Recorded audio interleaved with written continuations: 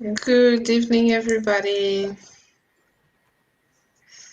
Good Hope evening, everybody. everybody. Hello, Mani. Good evening. How are you doing? Very good yourself. I am very good, thank you. Lovely Hope day everybody today at in home. Auckland. Yeah, such a It sunny feels day. Sorry, I'm it just putting my phone feels on silent right now. it feels like summer. Yeah, Very hot exactly. today. It's Yeah, I don't know that's how it good. is if there is anyone in from the rest of the country here watching Mm. now, but Auckland has been having these amazing sunny days for the last 3 days, I want to say. It's been really good, and we're all Yeah. home, still in lockdown, so all of us enjoying the the nice weather. Hopefully, going for walks and enjoying a little bit while the rain doesn't come because it's supposed to rain again from tomorrow as In well. the weekend, on the weekend. Yeah, that's good. Hopefully, we get a couple more just days keep, of keep the watering summer. our just keep watering our veggie gardens. Yeah. Yeah, exactly. Watch your veggies because they're probably already super dry from almost so much sun. 23, 25 degrees this week. So yeah, it's been really good. Mm. Um, Good evening, Alcione. Stunning day in Auckland, she's right. Really, really nice day. Yeah. So we have a couple pieces of news to share with you guys. So we participated on this online event called uh, Do Brasil para o Mundo, and we have the link on our Facebook page if you guys want to have a look. Watch our participation there. Mani was um, the one of us that was present. It was pretty cool. An event with more than 50 countries, Mani, or 50 people. 50 people from different countries. 50 people from different countries. So that was really interesting. Hopefully, on the next few weeks, we have more of those events going on. Obviously, with the pandemic, people have been really creative on making those connections to other spiritist groups. So that's a very nice advantage of lockdowns and what's going on. And we also have on our Facebook page, and Mani's gonna share here for you guys to see that the Tauranga Spiritist Center, so Chico Xavier Spiritist Center in Tauranga here in New Zealand, is celebrating their fourth anniversary. So we have this, if it is too small or if you want to review the information later on, we share that also on our Facebook page. Um, so they are celebrating that with a lecture and that's gonna happen this weekend. On 21st of November. Oh, sorry, next one, not this one. Yeah, next one. um, no, 17th. Yeah, Yeah, 17th. the information is there. It says Oh yeah, 21st. I'm sorry, I read the 21st of 17th. November. Yeah. That is 17th is the Sunday, the anniversary, 21st. and Yeah, 21st is when they are the lecture. celebrating. So 21st on Sunday at 1:30 online. But we remind you guys again next weekend. And if you want to check it out, it is we also shared on our page. There is an event for that, so you can like it, and it will remind you also close to the day and on the day. So this is all on Facebook. Thank you, Mani.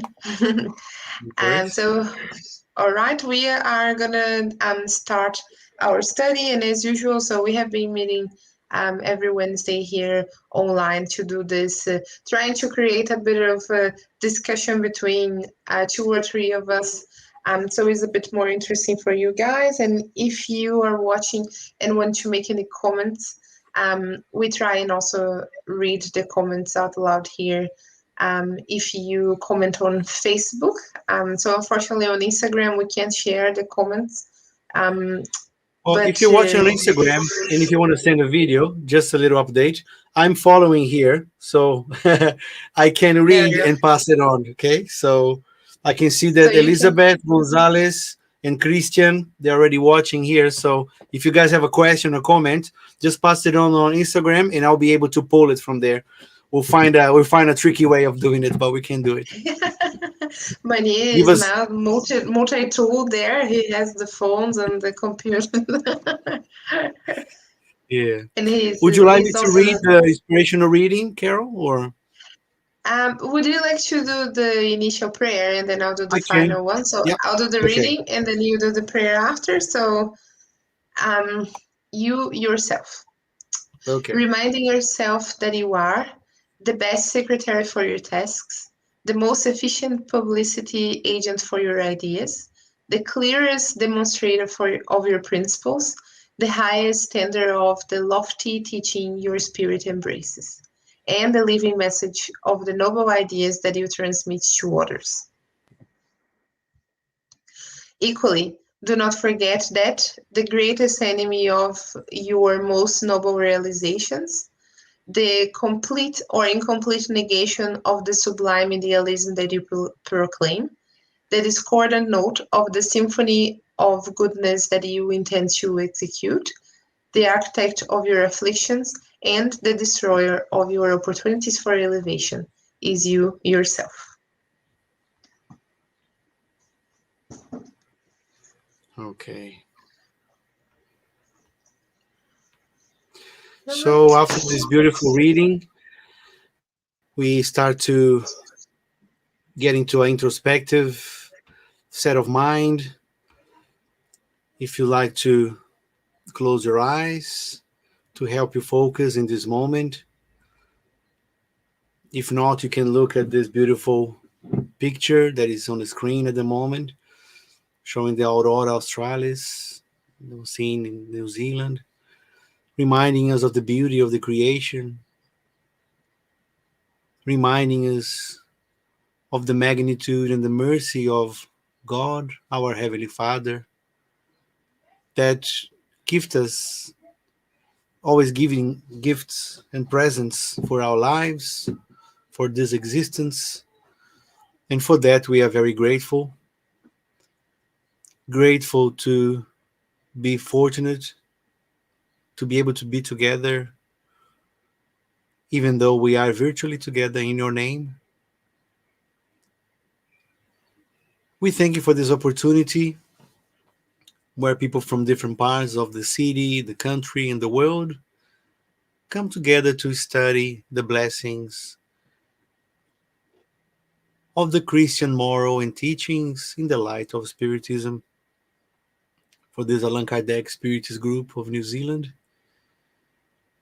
So we invite everyone to get into a right set of mind, leaving behind all the worries and the challenges and the difficulties that you might be living, that you might be surrounded by. There are many struggles in the world. We tend to focus in this moment, but throughout history, we know that this planet is still going through a phase of suffering. And that's why we gather here in your name to study a little bit more according to the Spiritist teachings, giving us understanding, instruction, and comfort so we can continue in this march of spiritual evolution and spiritual progress. We ask everyone to remain in a positive vibration, open your hearts and your mind in this moment where the superior spirits are surrounding us, giving you their blessings, giving you their fluids, their energies in our homes. And then we finally ask permission to start another Allan Kardec Spiritist group of New Zealand this evening. Thank you so much. So be it.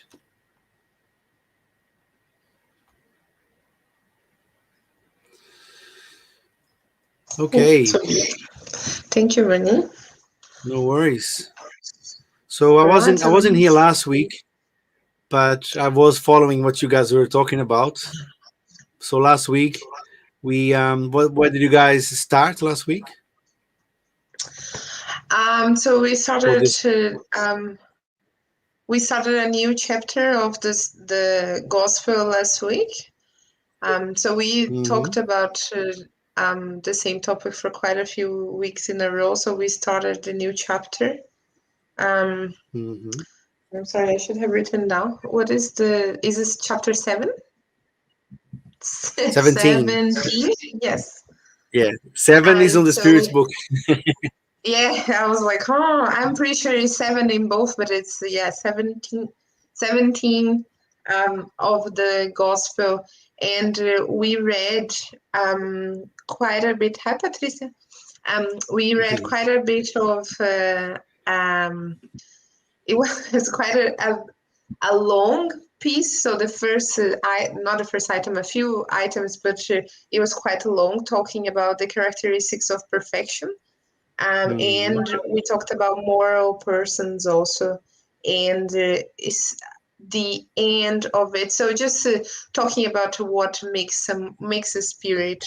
Um, we talked about perfection and how only God can be perfect, and even if we evolved a lot and turn into what we call in English or in any language in on earth perfect, um, we wouldn't still be perfect as God is perfect. So different kinds of perfection there, because God, if you were as perfect as God, then you will be God itself. So we can't be in that level of perfection. It's very different, but we don't really have better words to describe that. So we call perfect spirits. And he talked about the characteristics of perfect spirits and what means to be a moral person. And then finish talking about what are the characteristics of the true spiritus. And we talk about that sentence that we repeat quite a bit, that the true spiritus is the one that is trying to to control its bad inclinations. So anyone that is trying, actually actively trying to be better, can be considered a spiritist. And it doesn't matter if we are um, reading, studying, very active in the Spiritist Center, but we are not actually trying to improve. We're not living what we study. This is what makes you a true Spiritist. Mm-hmm. Anything else Yeah, I maybe we think talk this week? yeah, I think it's quite interesting how to have that idea, that spiritism brings this the information that we are spirits having a human existence and we are living forever. So we have this possibility of perfecting ourselves. So we're not perfect, but we are perfectable. We can work towards perfection. So we're not trying to be as perfect as God or as Jesus or as Mother Teresa or any other example of a charity in this earth, but we are going, that's our goal. We are going towards perfection. So we are not perfect, but we are perfectable. We are in the process of perfection. So it's yeah, and there are many spiritists say that we are between in the big scale of creation, we are between the atom and the archangel. So we are between Yeah. the very, very basic life forms that we developed. We are still going towards being a perfect spirit. Just want to point out, sorry to interrupt, but we have a few people here on Instagram. Thanks for joining us. And Cool. one of them, Marisa Gimello, she's saying, good evening, we cannot see your faces. So that's an issue that we have with Instagram. When we're doing a live, you cannot see our faces. You can only see part of the screen. So we apologize for that. We do believe that the most important is actually the content that we're talking, even though you love to see Carol's beautiful hair and beautiful face Mhm. and the mustache that I'm I growing. didn't But understand. he's saying that tonight I will extract this video and I will apply to to Instagram as a video. So we apologize for that, but I hope you still enjoy it. We have Marisa, we have Emanuele, and we have Christian as well. So thanks for joining us. All right. So where did actually did you stop at the Spirit's teaching, right? Yes. Yeah. Okay. So we can go there. Just gonna pass on those slides so we can. And if you have missed the lesson last week, we can go back and watch it. It's all saved in three different platforms, so it's all available for everyone to see there. After the parable of the sower, one more, and that's it. Cool.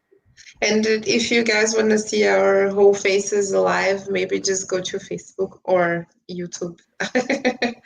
Yeah, or YouTube as well. There we have live going there as well. Okay, cool.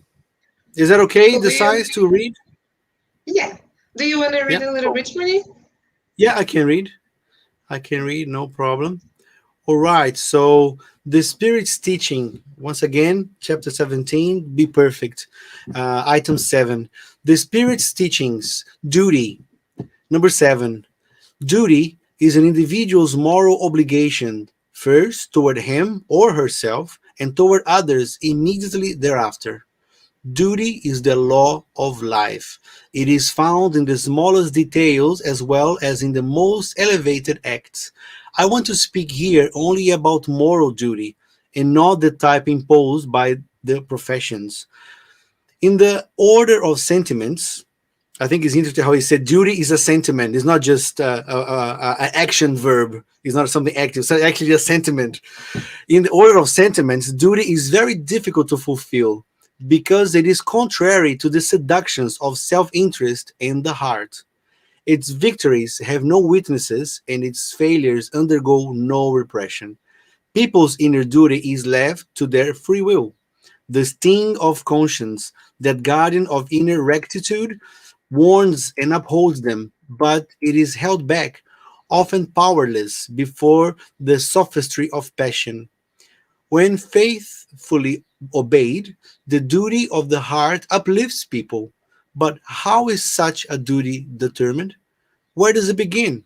Where does it end? Duty begins precisely at the point in which you threaten your neighbor's happiness or peace of mind. It ends at the limit you would not want to see surpassed regarding yourselves. God created all humans equal regarding pain, small or great, ignorant or educated. They all suffer for the same reasons, so that each may judiciously determine the evil he or she might do. The same criterion, however, does not exist regarding the good, which is infinitely more varied in its expressions. Equality in the face of pain is a sublime provision by God, who wishes that all his children, taught by common experience, would not commit evil, alleging ignorance of its effects. Duty is a practical summary of all moral speculation. It is the courage of the soul who confronts the distress of life's struggles. It is both strict and unyielding, ready to adapt itself to diverse complications. It remains unbending before temptation. Persons who fulfill their duty love God more than they love other individuals, and they love others more than they love themselves. They are at the same time judge and slave in their own cause. Duty is the most beautiful laurel of reason and depends on it like a child depends on its mother. That's a beautiful analogy there, right? Duty is the most beautiful laurel of reason and depends on it like a child depends on its mother. Humans should love duty, not because it preserves them against life's evils. Humankind cannot avoid those, but because it provides the soul with the strength it needs for its development. Duty grows and radiates under a more elevated form at each of the higher stages of humanity. Individuals' moral obligation toward God never ceases. They should reflect the virtues of the Eternal One, who does not accept an imperfect sketch because he wants the beauty of his work to be resplendent before him. Lazare, Paris, 1863. So, yeah, it's quite beautiful, the beautifully written, right? All this, because I mean, the first thing that we when we think about duty is the material part of it, because that's where we live, that's where we are at the moment. We think about the things that you must do as a citizen, as a part of society, as a part of a club, as a part of your work. You're doing something, and you're always thinking of getting something back for it. You know, you do your duty, but then you have your rights as well. So it goes both ways. But he's very specific and very early on to emphasize that he's not talking about that kind of duty. He's talking about the moral duty, the duty that asks of us to behave in certain way that will be in accordance to our conscience, in accordance to how we able to work in a way that nobody else will be harmed by our actions, but our comments, but our thoughts. Because that's where they put the threshold of the duty. Our duty starts when somebody else is suffering. That's how we should apply our duty. And as we've been building up to this moment on this study of the gospel according to Spiritism, and practice charity, taking in consideration what the person is going through, what situation the person has lived, in order to feel that way, or to act that way. Because pain is something that we all have in common. I might not suffer the same pain that Carol has, but she doesn't suffer the same pains that I suffer. But we all have that in common. We suffer. Suffering is part of this process that we all are at the moment. It's just how we accept the suffering and how we learn from the suffering, move on. But it is our duty to soften the blow of this pain in our neighbors, in our brothers, in our sisters, and even in those that we don't like. That's the what we're going to see as well about the next part, which is virtue. Sorry, Carol, you can go ahead and um, and do your comments as well. No, don't apologize. Sounds really nice. Um, yeah, so I find it interesting when he talks um, well, first when I was reading, I was thinking about what um, duty actually means, and so duty is like obligations, right? So that's how it would be, some in kind of an equal word. So something you must do. So and obligation, and it starts saying that is an individual's as an individual moral obligation, because it's not talking about the material duty like Mani said. And I find it quite interesting the part that it says that um, your duty starts when other people's rights begin. So and then I started analyzing how much our obligations are connected to other people's rights. So how much duty is connected to freedom, right? So freedom is exactly like that too. So my freedom finishes when someone else's freedom starts. So for us to be able to live in society and be righteous towards everybody, we all need to fulfill our duties. We all need to respect other people's freedom, that it will start when our one finishes and vice versa. So for all of us to be able to live in what we call a free society, a fair society, we all need to fulfill our duties. And that being moral, material, all kinds of duties. But in here, talking about especially moral obligations that we need to take in consideration everyone's pain and difficulty to deal with it, or easiness to deal with it, that we must respect people and understand what they're going through. And quite interesting also the part that says that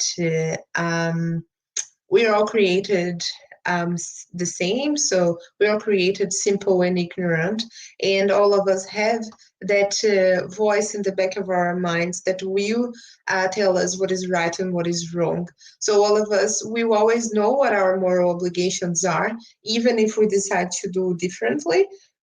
We all know what our moral obligations are. And also quite nice towards the end that says that a truly fulfilled person would be a truly fulfilled spirit, a truly fulfilled person would always be that one that is fulfilling all their duties, and eventually that will turn them into a person that loves others more than love themselves. So what does that mean? Putting other people first. So applying charity throughout your existence. That's when you will be fulfilling the ultimate duty, isn't it? Um, that's when we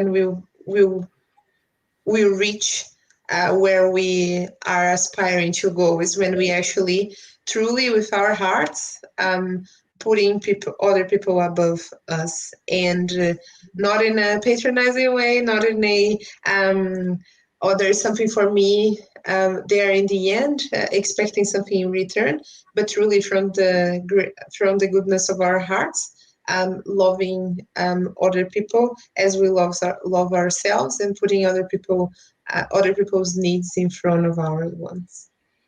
Yeah, and it's a beautiful passage that gives us the base or the foundation for empathy. I think that actually, in fact, that part that you can see here, that is, it's the font is in italic. Equality Yeah. in the face of pain is a sublime provision by God, who wishes that all His children, all of us, we are taught by this common experience, which is pain, so we can empathize with other people. They might be suffering with something that we haven't suffered yet, or we have already suffered with. So but it's like that idea that everyone is going through a battle inside them. Everybody is going through a struggle. We just don't see that because of the society. We have many masks that hides all that struggle that we all go through because we are proud. We don't want to show that off, or sometimes we don't even want to disrupt other people or distract other people from what they're doing. But we all go through that pain, and if when we start to see with those eyes, it makes it easier for us to empathize and towards other people, and maybe eventually that feeling of empathy will become a feeling of charity, and then finally a feeling of love. Alcione gives us a nice touch here with her comments, and everybody's we're welcome to do that as well. She's saying that we should love duty as it gives us the strength for our moral development. Absolutely. Yeah. So, because sometimes it's easy to say, "Oh, I have to do that again." You do it even when you're talking about the material, duty. Oh, I have to go to work again. Oh, I have to do this. Oh, I have to, we feel that the burden of a duty, but we should love duty because we are learning from that. Anything else that you would like to add, or?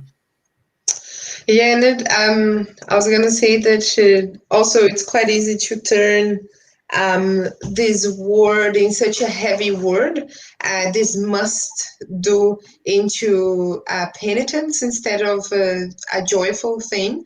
So it's quite nice what Alcione said, that it is we must love it, and um, by loving it, we should rethink our actions and not turn into a mechanical thing, in the hopes that we will actually put some thought and actual love into the duties, into our duties, and this is also worth for the material ones, like Mani said, for work or small things. The more I was talking to a friend about this morning, saying like, oh, it's very easy to turn our passions. If when you turn your passion into your job, how much love for that you lose it, because now it turned into your routine and you just do it every day, so you don't have passion for it anymore. So it's really hard to keep being enthusiastic and truly loving something and doing and dedicating yourself to something when you have to repeat it often. So that's an exercise for all of us, that even don't take any of our duties for granted, because think that tomorrow or in the near future you might not be able to actually do them, and then you're going to look back and say like, oh, it was so nice, and now I can't actually repeat it, or I can't go back to it, or I can't do it anymore, and you really miss it. But when we're living in the present, it's quite easy to just turn into a routine and turn into something that we don't have to think about it, and we just do it. And where is the love in that? Where is our hearts? Where are our hearts when we are actually living it? Absolutely.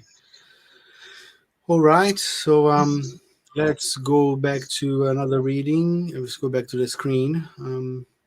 Now we go to item 8. Right. So I'll read a little bit. I'll give you some rest. Thank you. Virtue. In its highest expression, virtue encompasses all the essential qualities that comprise the good person.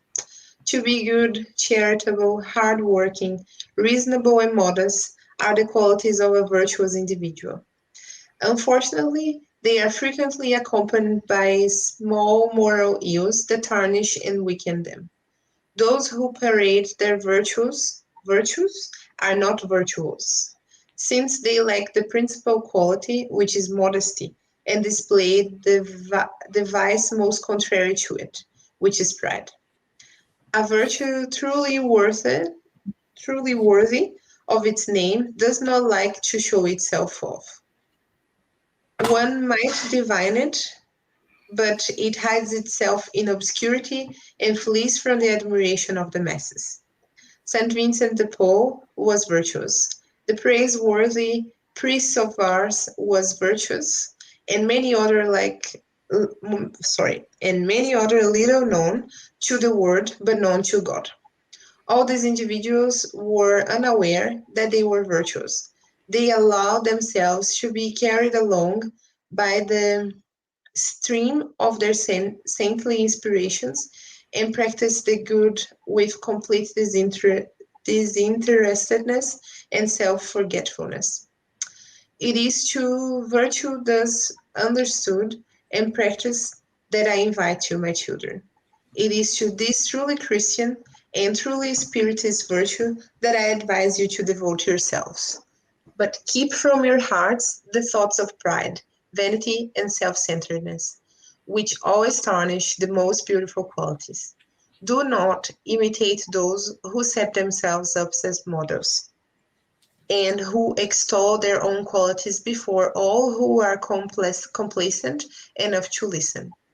This virtue of ostentation often hides a multitude of small turpitudes and hateful weaknesses. In principle, individuals who exalt themselves, who erect a statue to their own virtue, annul by this very act any real merit they might have. However, what can I say about those whose whole worth is to appear to be what they are not? I want to believe that individuals who practice the good feel an inner satisfaction at the bottom of their heart. But whenever such satisfaction is exteriorized in order to receive praise, it degenerates into self-centeredness. All of you, whom the Spirit's faith has warmed with its rays, and who know how far humans are from perfection, do not yield to such folly. Virtue is a grace that I desire for all sincere spirits, but I will say to them, better to have less virtue with modesty than more pride than more with pride. For it is through pride that successive humanities have been lost, and it is through humility that they will someday be redeemed. Francois Nicolas Madeleine, Paris, 1863. So it's gonna, like Manny said before, it's gonna talk a little bit. It's gonna use a few, and I would define as virtues and define that. And again, what we are reading now are the Spirit's comments on this chapter. So now we talked about virtue, and it's quite interesting that being virtuous. The more I read, the more I thought this. When I was reading this morning, I was thinking about that. So the more I read, the more I thought that being virtuous is being humble, right? So we talk so much about You can have many, many qualities. And right here in the beginning, it says, What a list! yeah, exactly. It says like how to be good, charitable, hardworking, reasonable. It's really nice. It's really good.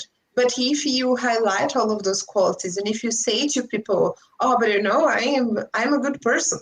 I am very good. I'm charitable. I do charity. I work really hard. I'm pretty reasonable," but you can't say you're modest.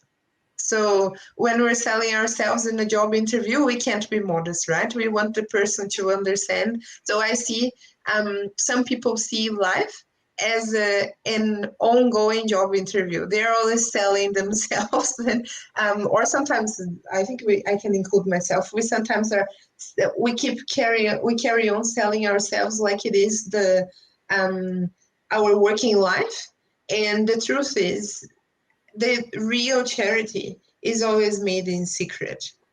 The real modest person doesn't need to advertise any of its work because they are not interested in recognition.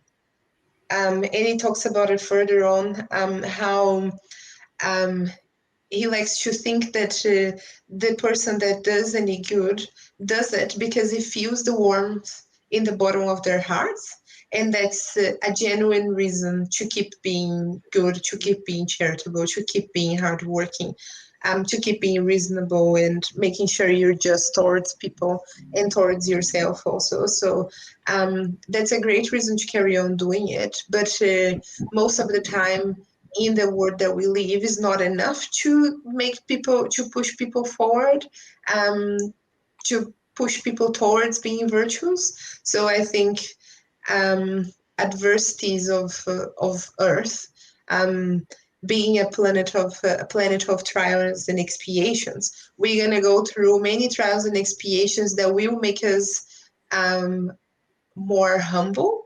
So we go through that probably every day, at work, at home, with people that we love and people that we don't know. Lots of experiences in our daily lives.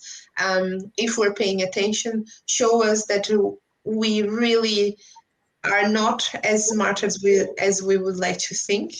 That is always um, much more to learn, and there's always something to learn from everybody. Doesn't matter how knowledgeable the person seems or how good or bad the person is. There's always something to learn from the situation or from the person, even if it is something to do differently. There's always something to learn from every situation, and that should really help us be humble that we don't know everything, and without comparing ourselves to other people, carry on our own progress, trying and then this part of the chapter also says it's not really trying to be virtuous. So the people that are truly going to be virtuous are the ones that are not trying to be virtuous. They are just trying to be um, a better person, to be a good person, and to They're just trying be to follow their moral duty. exactable, exactly. Just trying to follow their moral duty, and you ended up being virtuous. Yeah. Yeah. And it's amazing how it's always brings back to that basic of which we studied a few months ago in chapter 7, probably even the beginning of the year, chapter 7, when Jesus told us, in the Sermon on the Mount, all the Beatitudes, and he mentioned that the blessed are the poor in spirit, meaning that blessed are the humble, because theirs is the kingdom of heaven. So the kingdom of heaven will only be reached by those who are humble, because without being humble, you're not in a position to be truly charitable, to be truly do your like we mentioned before, your moral duty, your part as Christian and helping other people, because you always be doing something, expecting a reward, even if that reward is just an appreciation by somebody else. So you are doing something to to be recognized or acknowledged by society or by someone at work or by someone in your family or somebody or society, like I mentioned before. So you are already expecting a reward. So then you don't earn the reward in God's eyes, or you don't earn the reward in the future life. You already had received the reward because you are claiming it. But if you do something disinterestedly, you're not interested in what the person is giving back to you or society is giving back to you, then you are able to receive the reward. Then you are able to receive the kingdom of heaven. Another chapter where we see in the gospel according to Spiritism, but of course the source is the Bible.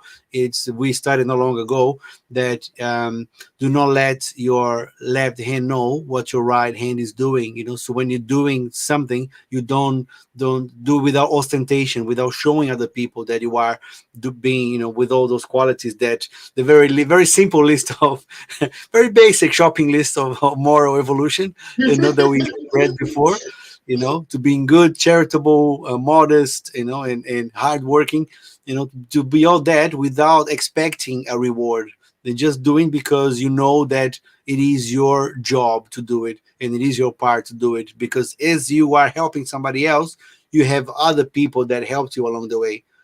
So it's a very difficult part, because we are dealing, like he mentioned on the reading, that we are dealing with two of the vicissitudes or bad qualities that we all carry: pride and selfishness. Because first we all think about ourselves, and we all thinking about inflating our egos. We always thinking about that, making sure that when we do something, we get the compliments, and we feel, oh yeah, I'm Yeah, the good. likes. Yeah, yeah, give us a like, by the way. Give us a like, guys. We are very humble. We humbly accept your likes in our videos. Yeah, so it is difficult to live in a world where this is expected of us, to be to be in a position to be, the more that we liked, the more that people likes us, and yeah, we feel rewarded by it, all the likes, the sharing and all that.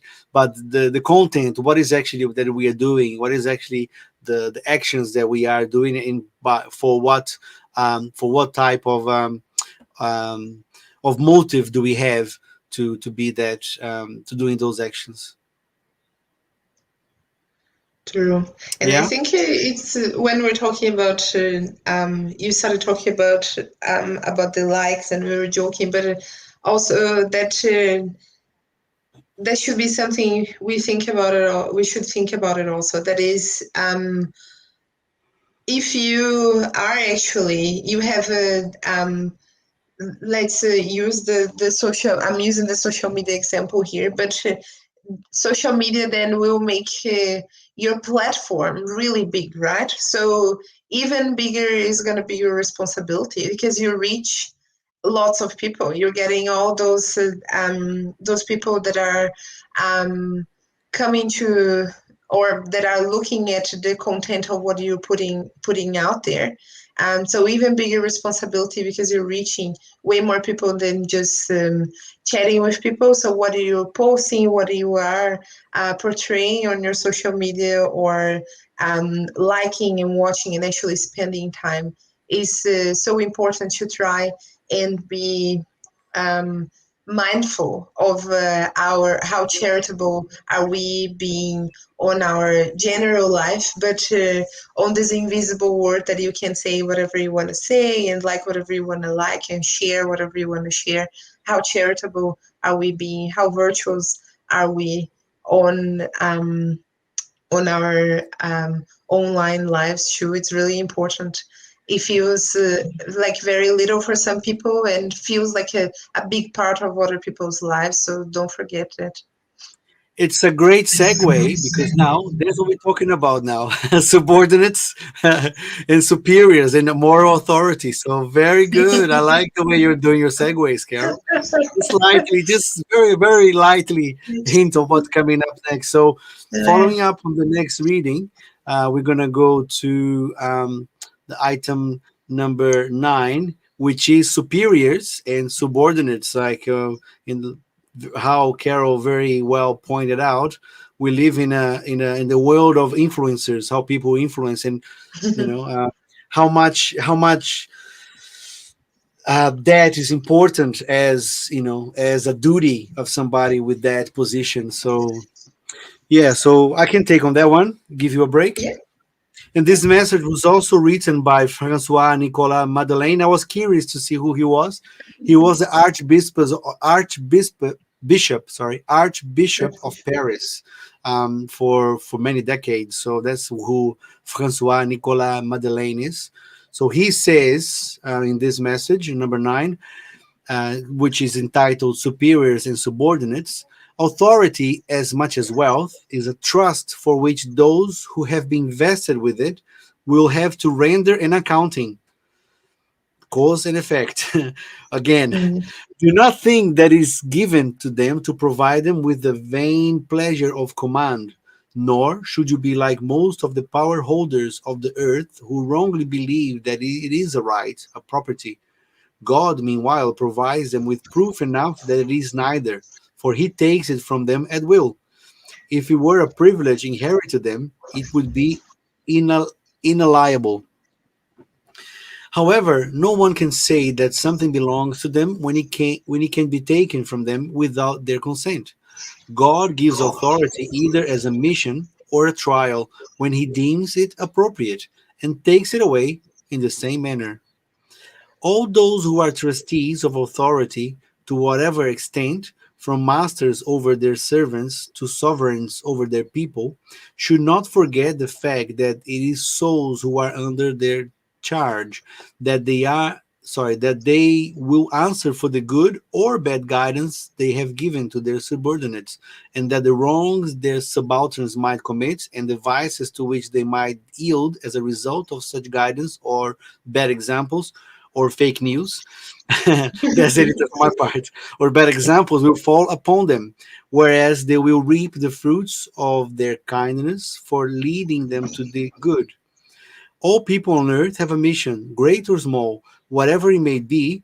It is always given to for the purpose of goodness. To deviate it from its principle, therefore, it's to fail in fulfilling it.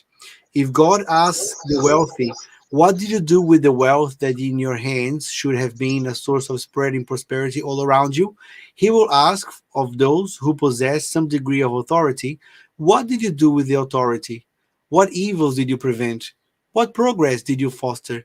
If I gave you subordinates, it was not so that you could make them slaves to your will, or tame instruments for your whims or your greed. I made you strong and entrusted you with those who were weak in order to uphold them and help them assent to me."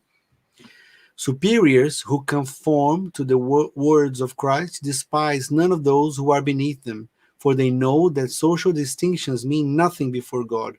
Spiritism teaches them that if their subordinates obey them today, they might have commanded them in the past or might do so in the future, and that they will then be treated according to how they have treated their subalterns. Should I continue? Um, That's to finish it off. There's one more page. yeah, I think we should do, yeah, just one more page, I think, isn't it? Yeah, there Okay. we go. If superiors have duties to fulfill, subordinates on their part have theirs also, and they are no less sacred. If the latter are spiritists, their conscience will tell them even more strongly that they are not exempt from their duties, even when their superiors fail to fulfill theirs, because spiritists know that one must not repay evil with evil, and that the wrongs of some do not authorize the wrongs of others. If their position entails suffering, they tell themselves that they most assuredly must have warranted it, because they perhaps abused their authority in the past, and must in turn feel the improprieties they made others suffer. If they are forced to endure such a position because they cannot find a better one, Spiritism teaches them to resign themselves to it, as a trial for the humility needed for their advancement. Their belief guides their conduct. They act as they would want their subordinates to act towards them if they were their boss. For this reason, they are more scrupulous in fulfilling their obligations, since they understand that any negligence in the work that has been entrusted to them is harmful to those who pay them and to whom they owe their time and efforts. In other words, spiritists are guided by the sentiment of duty that their faith gives them, along with the certainty that any detour from the straight and narrow will be a debt that will have to be paid sooner or later. Francois Nicolas Madeleine, Cardinal Molo, Paris, 1863.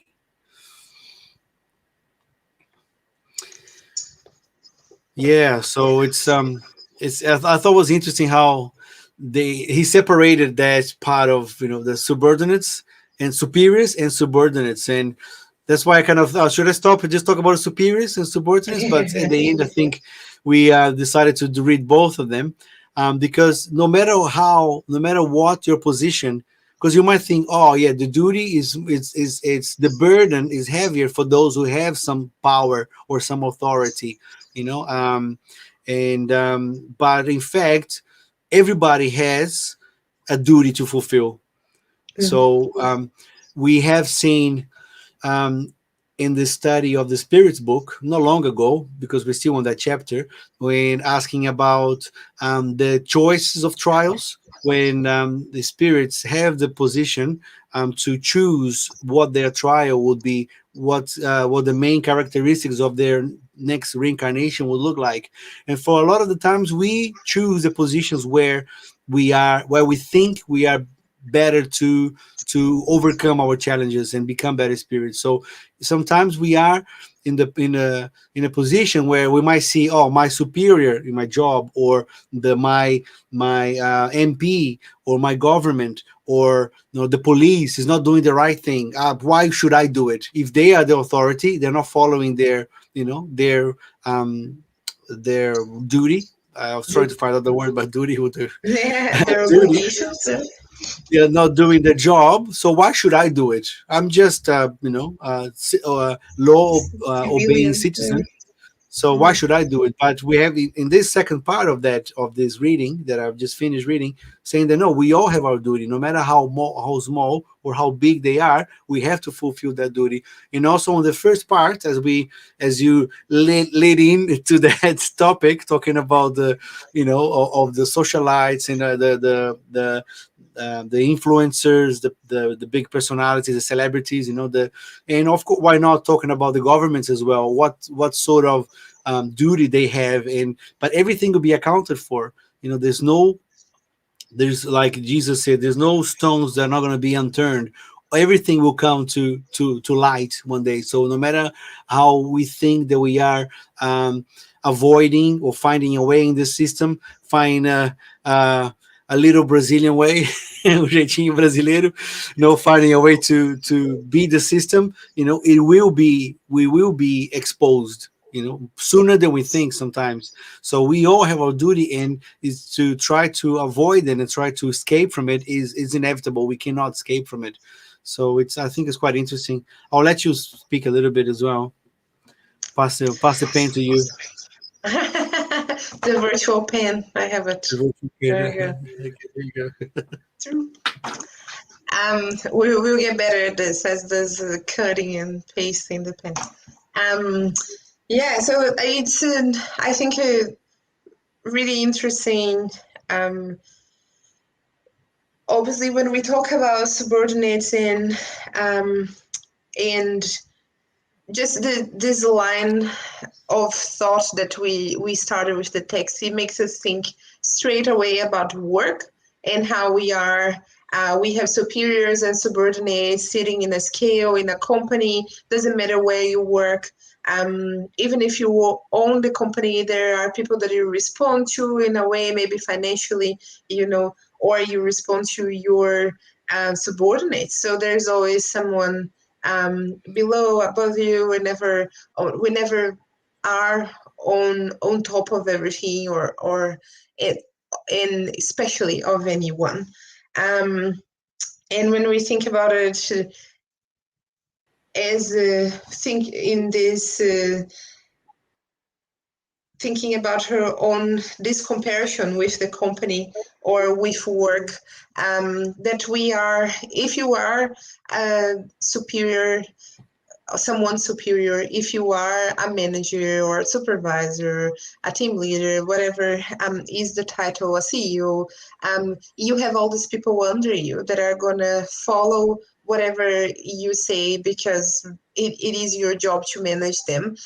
But they will also look up to you and follow your example. And that's such a good comparison to life also. So if you have kids or if you have friends, which hopefully everybody does. So if you have friends or kids or anyone else that lives around you, you know, that you have, that lives enough around you, we will also follow your example. So if people, even when people, mostly when people respect you, they are going to consider the things you say, they are going to follow your example. So it's such a big responsibility to be someone superior. But just generally living in society, we're always going to be someone's example. It doesn't matter if you think it is, oh, I don't have anyone, I'm alone, I don't actually have a family, but you are in social media talking about the things that you believe, and you're going to have people reading and maybe carrying that forwards. We always have to think that there's always someone paying attention to what we say, to what we are actually living through. So what we exemplify towards other people, the example move mountains. So if you want the world to be a better place, you need to be a better person and live according to that. So other people eventually will follow. And if you are, if we take that into the context of being someone's superior, so being someone's manager, being someone's supervisor, this is extremely important that you are being fair to everybody, that you are being, and I think about that a lot. So the first time I was made a manager at work, and I've been doing managing people for, I don't know, for many years now, and it's something I think about it is, to me, the biggest example of a leader is Jesus. So Jesus was, and he talked about being firm with kindness. So this is always what I think about it when I have to make decisions or when I have to lead people towards something, that we need to be firm in our beliefs, in our morals. We can't be loose on that. We can't be jiggling those around. We want to be firm in what we believe it is right, but we also want to be kind. We want to be,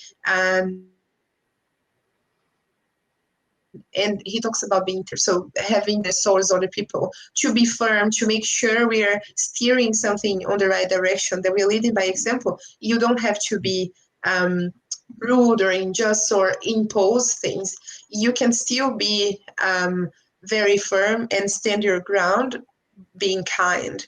So this is really Yeah. important. And what do we expect from people that are, and what should we be also when we are following someone, when we are subordinate? So it's the same. You still need to be firm in what you believe. You still need to be firm on your morals. You're not going to follow anyone blindly. If we're talking about work and it's like, oh, but he's my boss, I'll just do whatever he says because I can't lose my job. Are you sure? If it is really against your morals, if it is against your beliefs, are you going to keep following this person Yeah. or this company? And what are you going to get in return to that? You're just going to, if you are following blindly, you are part of it. You can't just put the blame on whoever you're following. And Yeah. this goes for everything in life. So people that we follow on social media, people that we follow in life, you know, oh, it was everybody was doing it, so I did it too. The responsibility in the end, and it's exactly like we read on the first text we read in the You Christian agenda. yourself. Yes, it's you're responsible for your victories and your defeats. You're responsible for everything that makes you a better person and everything that makes you a worse person or a not so Yeah. good person.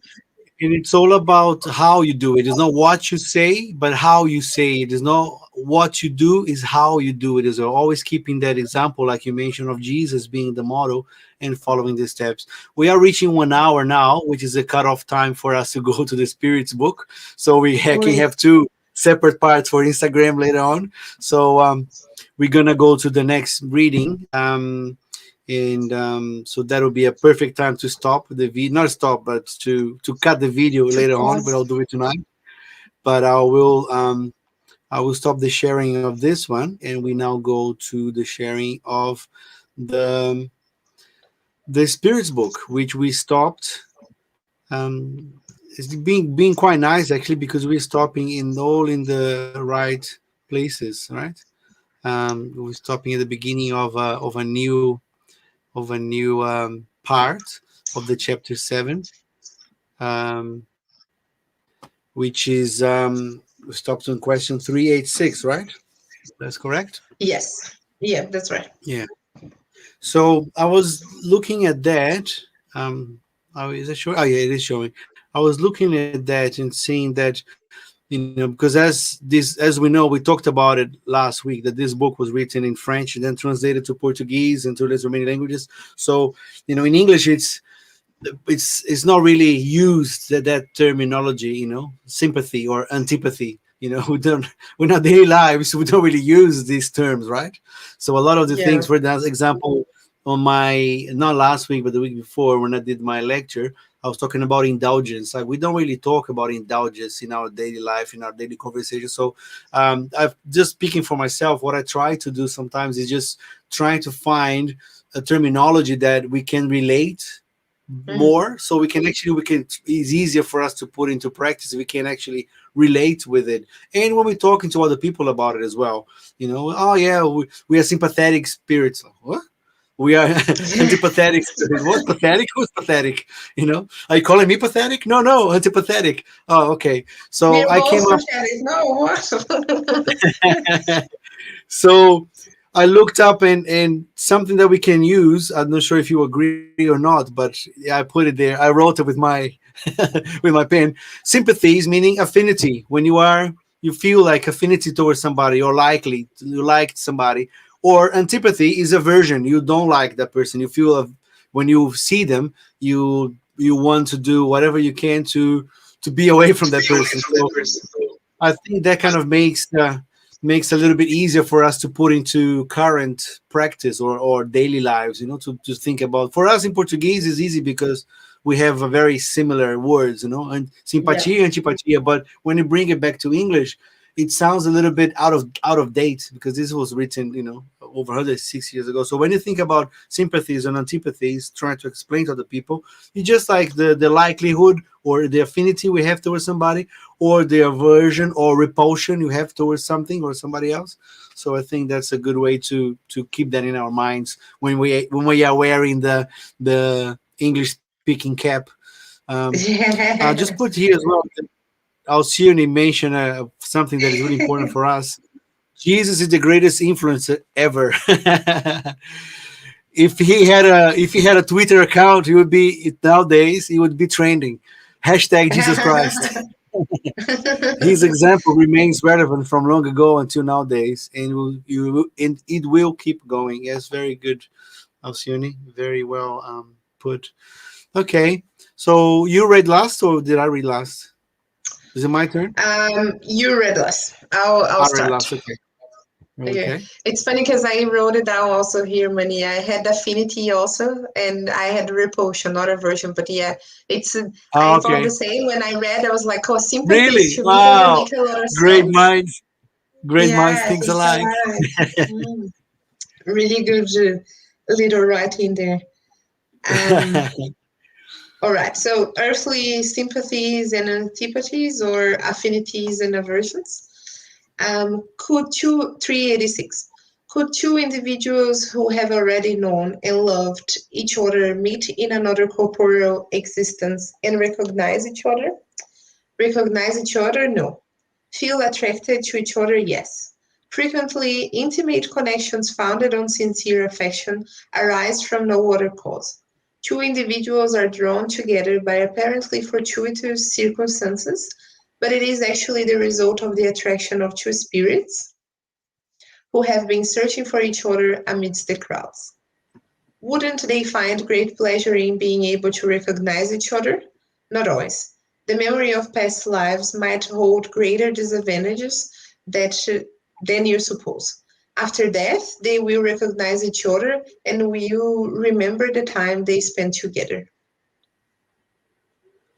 Yeah, and it says C number 392, and that 392 will be a following question that's going to be a new item that's talking about the forgetfulness of the past and why it's not wise to remember our past lives. Because they said, oh, if you don't recognize each other, what about the remember? If you remember the past lives, who could be in the state that we are, in the evolutionary state, and in the emotional baggage and that we carry, it wouldn't be good for us.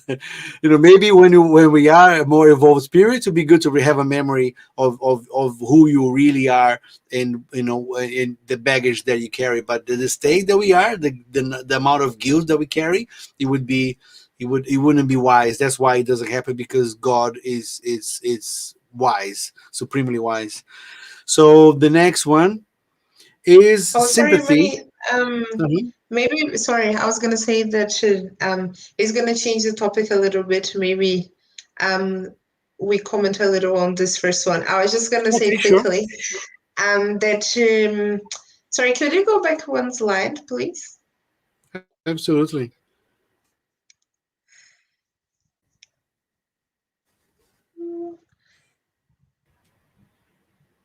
There we go. Can you see it? Um, yes, yeah, thank you. It's just interesting that says, and it talks about two individuals that are drawn together by apparently fortuitous circumstances, but is actually the result of the attraction of two spirits. Sorry, one more. Two spirits that Who have been who have searching. been searching for each other amidst the crowds. It sounds so pretty, and that's like the beginning of every single romance novel or movie we ever saw, right? It's like, oh, now that I found you. But I think it's important that we realize that it's not necessarily talking about a romantic relationship in here, because we have many relationships that we built through our reincarnations, and we are and that's why it's so important that we have the chance of restarting the relationship in this life, or in the next one, because maybe in the past life you were actually husband and wife, or had a romantic relationship of any kind, and in this life we are brothers, or siblings, and or parents, so it's really important that we have the chance to relieve the love that we have for each other, and remember. So that's where the sympathy comes from. So the affection we Affinity. feel, affinity, thank you, the affection we feel for other people, that sometimes we don't know. That's where it comes from previous lives, but not necessarily romantically. My sister and I have this we always say that we're soulmates, like, we have been meeting each other for several lives, and that in this life we say we are soulmates because we are so similar and we get along so well. So not necessarily it's going to be a romantic relationship that you are searching for amidst the crowds. It's just a way of describing this encounter of souls that have a lot of affinity, that really love each other, and talks about recognizing each other. If it is true love, if you have the affinity, it will go over different lives, and you don't even need to know it's the other person. In your heart, in your spirit, you will just know. You just have affinity with people that you never met. I just met you and it feels like I know you for years. Everybody said that at least once. Hopefully all of us have people that we have affinity for. In Portuguese we would say for free. Yeah, and it's actually a little bit of what it's going to say talk about, and that is not always a result of a previous life shared. It is can be something that is spontaneous as well. You can create this feeling of affinity with somebody that you just met in this reincarnation as well. It just as the 387 is going to explain to us, is affinity or sympathy always the result of their having known each other previously? No. Two spirits who have affinities naturally search for each other without their having been previously acquainted as incarnates. So sometimes they might be that they never been to live together, but then because we like the same things, we have the same feeling towards our duties, for example, that we should and then we get to this affinity towards them. It's not necessarily a rule that says that because you feel affinity towards somebody that you have a life together in the previous life.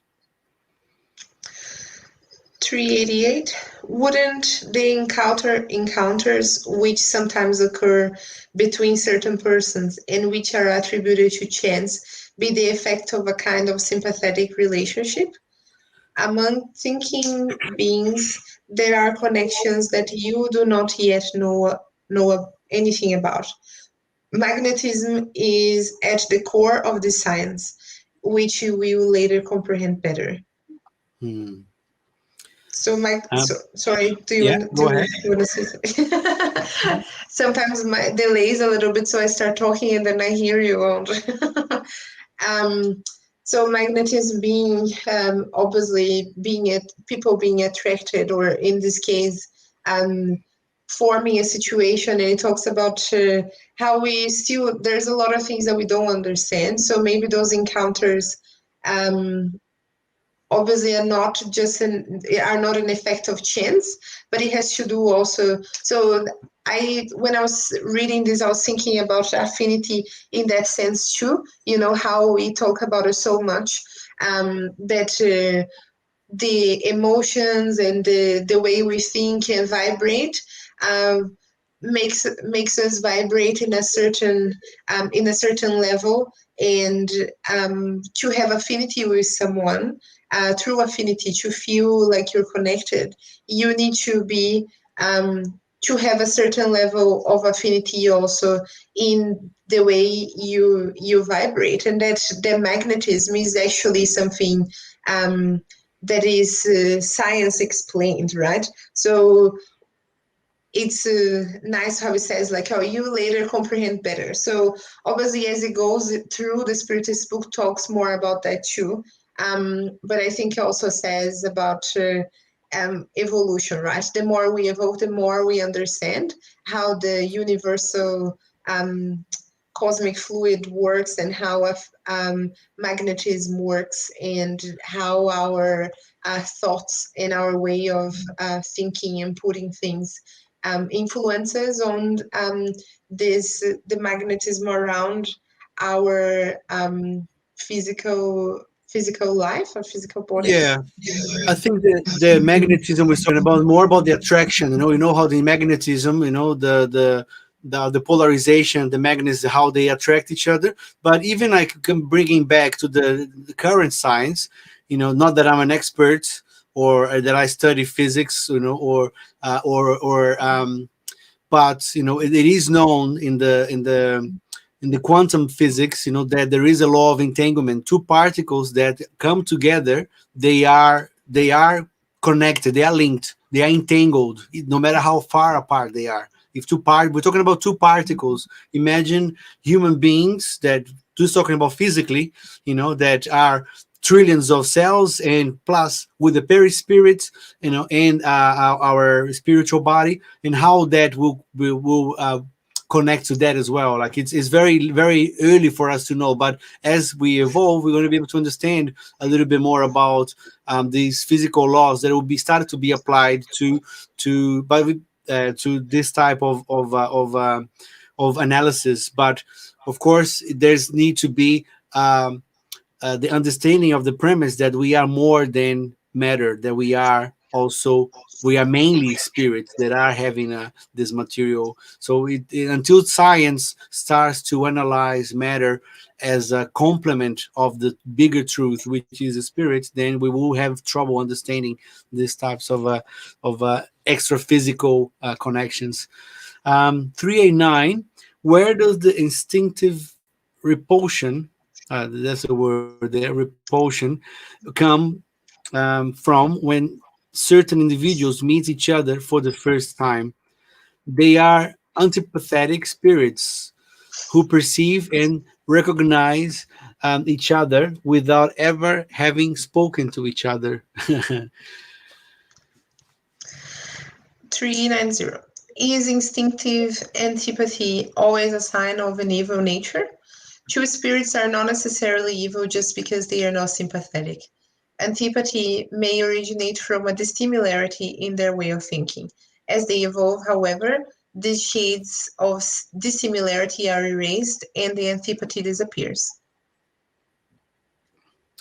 391. Does the antipathy between two individuals arise first in the one whose spirit is worse, or in the other whose spirit is better? Kardec is being a little bit fictitious here. So the antipathy feeling showing sign of of being evil, but the spirits tell us that it arises in both, but the causes and effects are different.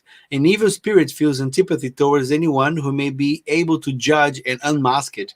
Upon seeing a person for the first time, it perceives that that person will disapprove of it.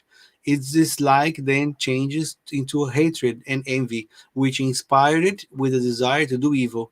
The good spirit, on the other hand, is repulsed by the evil one because it knows it will not be understood by the other, and that neither shares the same sentiments. However, aware of its higher moral principles, it feels neither hatred nor jealousy toward the other. It is content to simply avoid and pity it. So, from what I understood, it's the feeling of repulsion or aversion. It happens in both, but the main difference is how they react to that feeling of aversion. So you're not going to be, I mean, just like in our society, you're not going to be, uh, you know, um, happy feely with somebody that, for example, plays chess. If you don't play chess, you know, if you prefer to play video games, you're gonna hang out with the crowd, with the nerds that play video games, and not with the nerds that play chess. Or if you like to go to the gym, you're gonna hang out with people that go to the gym. You're not gonna hang out with people that go to the library. So it's all about that kind of affinity. But that doesn't mean that you're going to be if you are an evil, or not evil but inferior spirit, that feeling will create jealousy and envy in you. But if you are superior, you have more like empathic, like a more of a charitable understanding. You have more indulgence towards that person because you feel sad that that person doesn't follow what you believe, or what you have, or what you do, or what you like, but you understand their position. So it's just the feeling is the same, but just the reaction is different. That's what I understood from that part. Yeah, I find quite nice also the question before that says like, oh, it isn't necessarily if you feel the repulsion towards another spirit, isn't necessarily because it's not a good spirit, and not really. It's just remembering that talking about the contrary of affection, right? So you won't feel as affectionate of someone, like you said, that has different interests than you. So we not necessarily will feel repulsed. So you will feel like, oh, actually, I don't like this person, or I don't want to be around them. But you also sometimes won't feel the affection straight away and be like, oh, I really like them. So if we have common interests, there are more chances that you will feel the you feel affectionate towards other people, that you will feel and attracted, not again, not in a romantic relationship kind of way, but probably more fond of the person, more prone to form a relationship if you have things in common. if you have common ways of thinking, and the other way around, if you don't, if you disagree in a lot, or if the person lives a very different lifestyle than you do, or believe in very different things, we will feel the repulsion and not necessarily be adverse to that person, but probably just leave them alone and carry on living your life separate. Even if you work in the same place, you probably just be colleagues instead of really good friends, and doesn't mean you will disagree on everything and hate the person. It's just not immediate affection there. Yeah. All right. Good. So I think from then we'll start a new item next week with the forgetfulness of the past and why it's Good important not to place to remember. wrap it up. Yeah. All right. Cool. So we'll start getting ready to do um, our vibration. If you would like to put some water, like Mani has over there, his glass of water is ready. If you would like to put Yes. some water to get magnetized, that's the time. We are gonna together vibrate um, for someone that is in need, for our household, or for friends, family, people that we know, that we don't know. So we're gonna vibrate together, and then straight after do our final prayer. So it is time to start settling down and closing our eyes, or just looking at the beautiful picture Mani placed there. We are gonna start getting ready and calmer to wrap it up this meeting of tonight.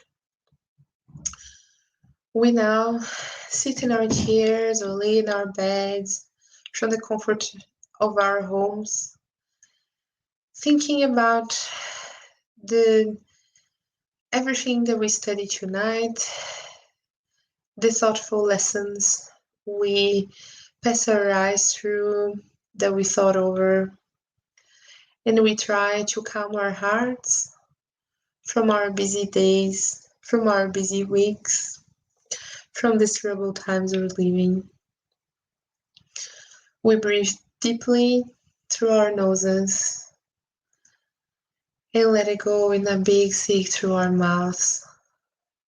Imagine that this exhale represents all the anguish, the sadness, the frustration, the anger that we feel, letting it go of the stress of this week.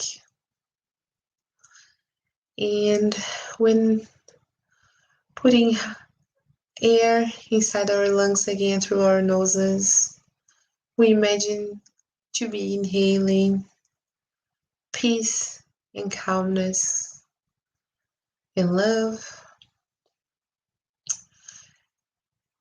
And at this moment, we can imagine this charitable feeling, that is love surrounding us in any way that feels clear to us. We can imagine love and fondness and kindness and charity. We can imagine this as a powerful light. We can attribute a color to it if you prefer. We can imagine it as a big, big wave, so lots of water that will now slowly start filling up the room that we sit on, touching our toes, touching our knees,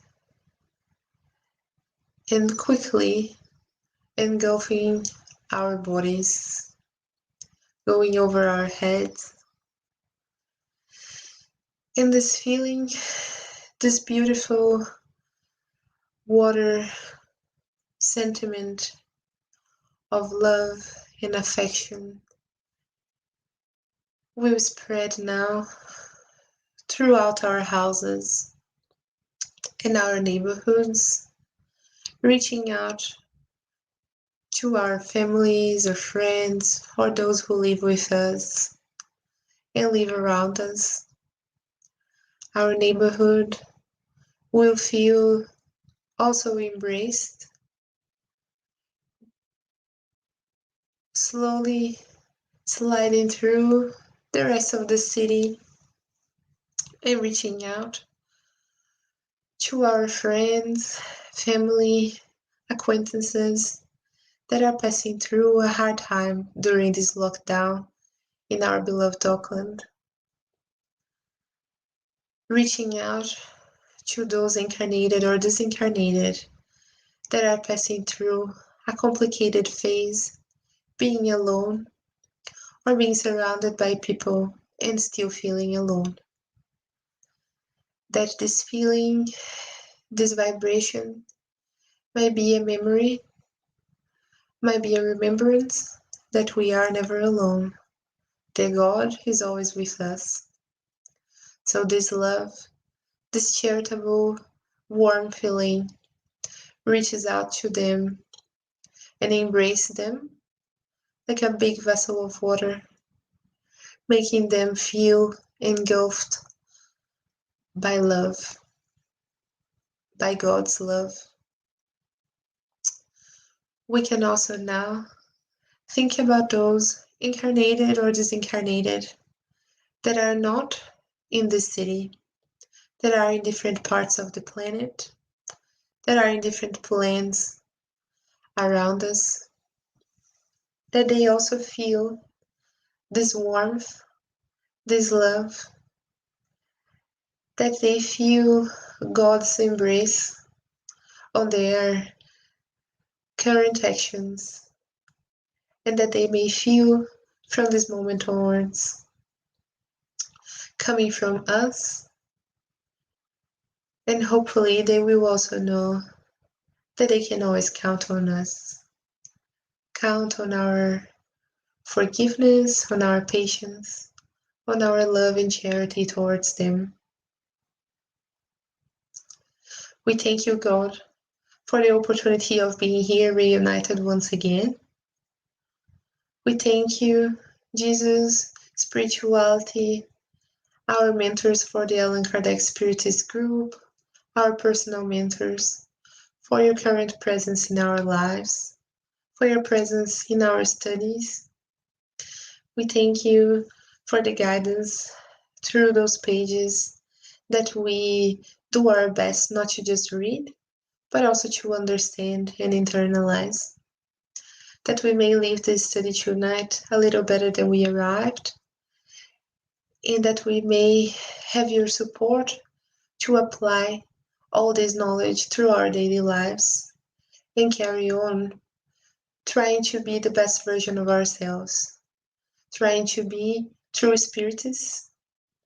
We thank you for your support, for being our daily crutches on the chores of life, on our trials and expiations.